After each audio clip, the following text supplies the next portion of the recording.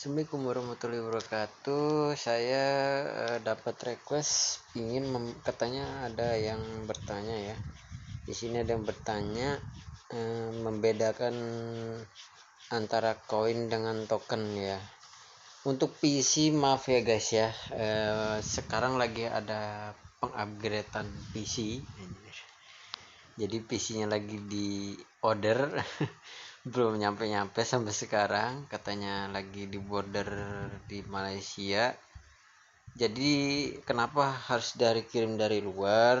Karena satu hal, di luar itu kita dirawat gitu kan, dibandingkan di Indonesia. Bukan saya nggak suka belinya di Indonesia apa gimana, tapi jika saya mendapatkan garansi luar, saya dapat perawatan yang lebih gampang. Orangnya bisa dipanggil ke sini. Contohnya yang Dell ya kan. Dell entar dia datang ke sini dari luar negeri, baik dari Singapura maupun Malaysia, itu mereka akan ke sini dan memperbaiki. Bukan orang Indonesia, bukan orang Indonesia yang memperbaiki, tapi orang luar. Karena maintenance-nya itu nggak gampang guys ya. Tahu sendiri ya pekerjaan job saya ya. Oke, next. Saya lucu dengan Mas Tovan ya. Itu sering bercanda aja sama dia. Lucu aja sih. Oke, perbedaan koin dengan token adalah contohnya Bitcoin. Oke. Di sini kita tahu saya nggak mau ininya ya, nggak mau, bukan ininya, bukan BTC, Bitcoin, Gecko ya. Karena koin Gecko juga nggak lengkap, dia di situ koin, di sininya coins, kategorinya coins, tapi itunya token. Masalahnya di situ ya guys. Koin itu satu hal, dia berdiri sendiri. Contohnya Bitcoin ya. Di sini ada explorernya dari blockchain, BTC, token view ya kan. Terus walletnya Ledger, Trezor, Electrum ya kan. Nah di sini ada source kodenya GitHub ya kan.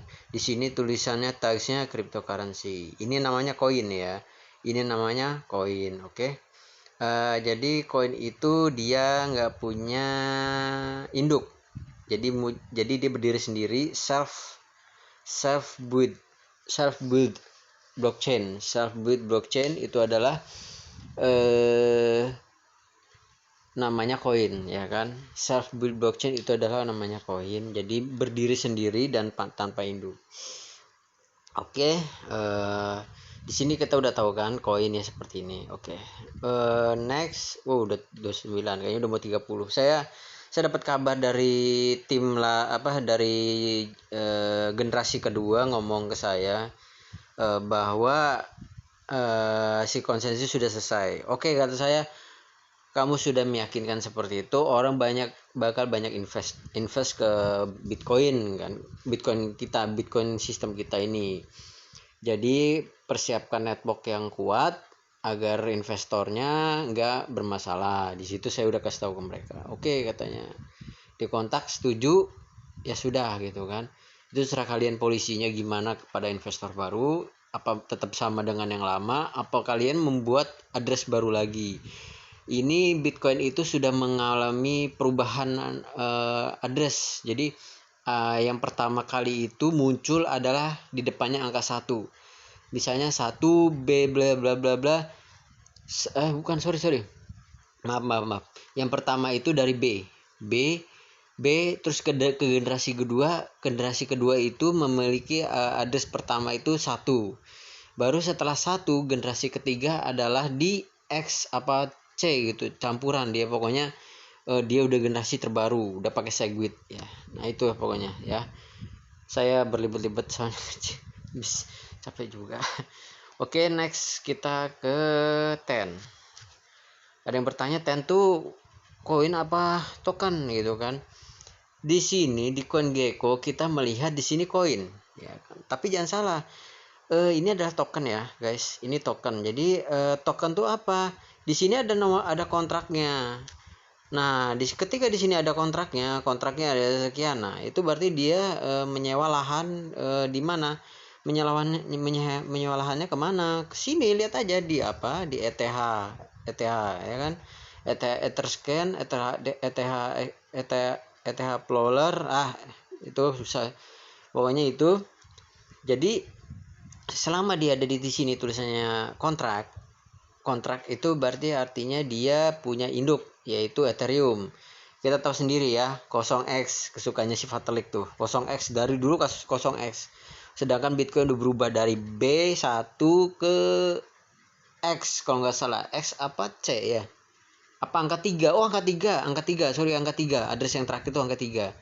Nah, itu mungkin generasi Gen Segwit 3. Waktu kemarin sih udah setuju waktu konsensus pertama kali.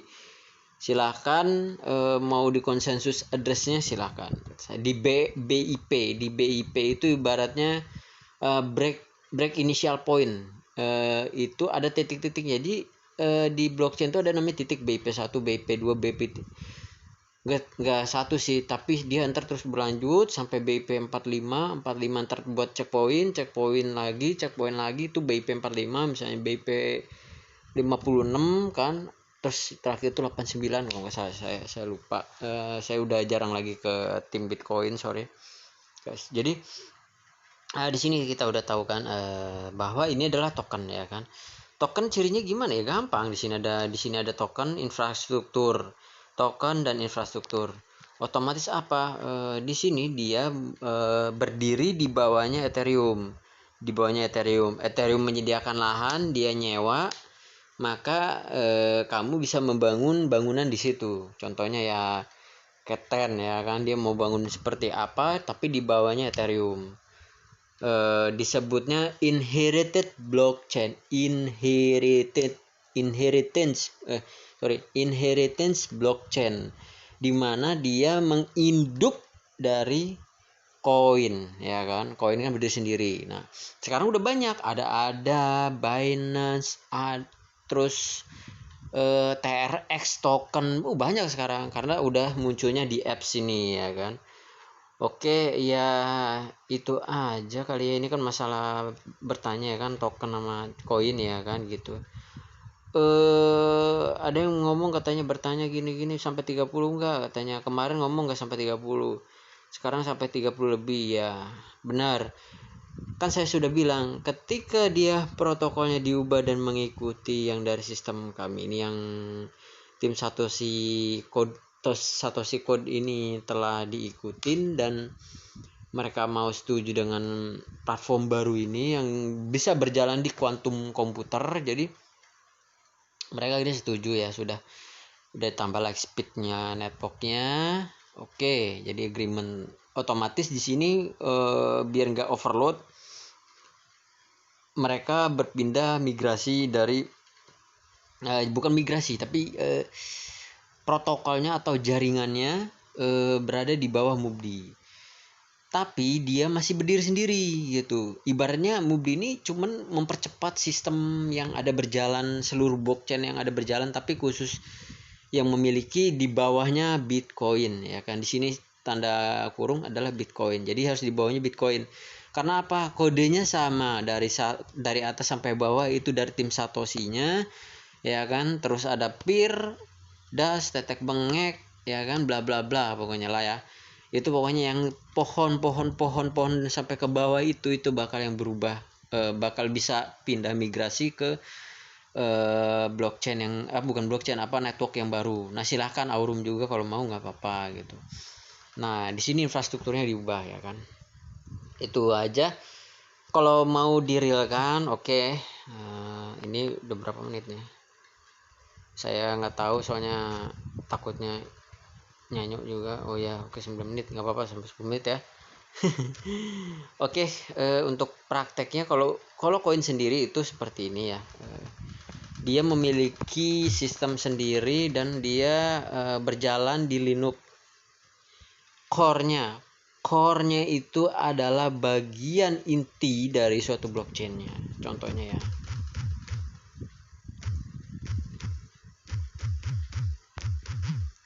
Nah, sebenarnya kayak Indodax, pintu dan lain-lain itu mereka memanggil api aja, api seperti ini guys. Jadi jangan sampai ketipu, jangan sampai bimbang bahwa mereka itu adalah menggunakan apinya sistem. Jadi api itu ibaratnya kata orang gini, api itu sebagian bahasa pemrograman. Api itu nggak seluruh dalaman programan. Jadi api itu dia hanya pemanggil. Ibaratnya kalian, contohnya saya punya pusat usaha, misalnya pusat dagangan pusat dagangan misalnya contohnya kue, ya kan, kue untuk wedding party. Nah, ntar di beberapa kota ada cabang-cabang. Nah, itu cabang itu sebenarnya yang api itu adalah cabangnya, cabang yang sama gitu, dengan brand yang sama. Nah, itu namanya api. Kalau bener-bener masuk ke dalam core-nya itu lebih sulit. Jadi tingkatnya itu dari atas ke bawah itu paling tinggi itu hardcore-nya, itu yang paling tinggi itu berat. Core yang paling tinggi itu bahasa pemrogramannya. Itu dia kompleks. Ada Python, ada apa itu? Banyak, udah terus ada Rust, banyak pokoknya. Jangan disebutin, saya pusing. Ntar kalian pusing. Oke. Itu aja sih. Nah, ini seperti ini namanya blockchain. Bisa aja saya pengen minta get block info. Aduh, salah. Harus di-hub dulu ya guys. Saya tuh kalau ini sering lupa ya ini. Jadi kalau mau tahu ininya, generate get base block hash. Bisa guys, get base block hash itu, tapi dia cuma manggilin yang ininya aja.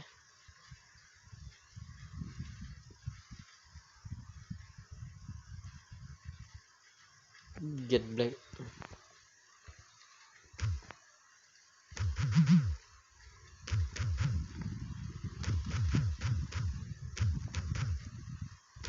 misalnya saya pengen mengetahui 100 blok tuh berapa hashnya. Nah, contohnya ini. Yang memanggil tuh ini yang kata dia sebut transaction hash, ya kan, ini gitu kan. Terus yang misalnya kita ketemu di blok berapa, di blok 80 gitu kan. Ini transaksinya bukan ya? Iya, transaksinya ini. Entar kalau misalkan iya benar. Di sini benar. 80 misalnya. Nah, ini 1000 berapa gitu kan. Pengen tahu saya 1000 tuh berapa sih gitu kan.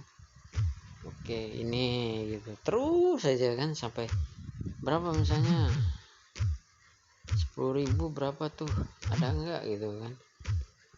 Oke gitu kan. Nah, ini gitu, saya mau 100 gitu kan, 100.000 nggak ada gitu. Ini belum ada blockhead atau frank karena belum ketemu bloknya sampai 100 suka ya. Itu aja sih pembahasan kali ini. Sebenarnya tadi nggak mau panjang lebar ya, panjang ya udah deh. Assalamualaikum warahmatullahi wabarakatuh. Selamat siang.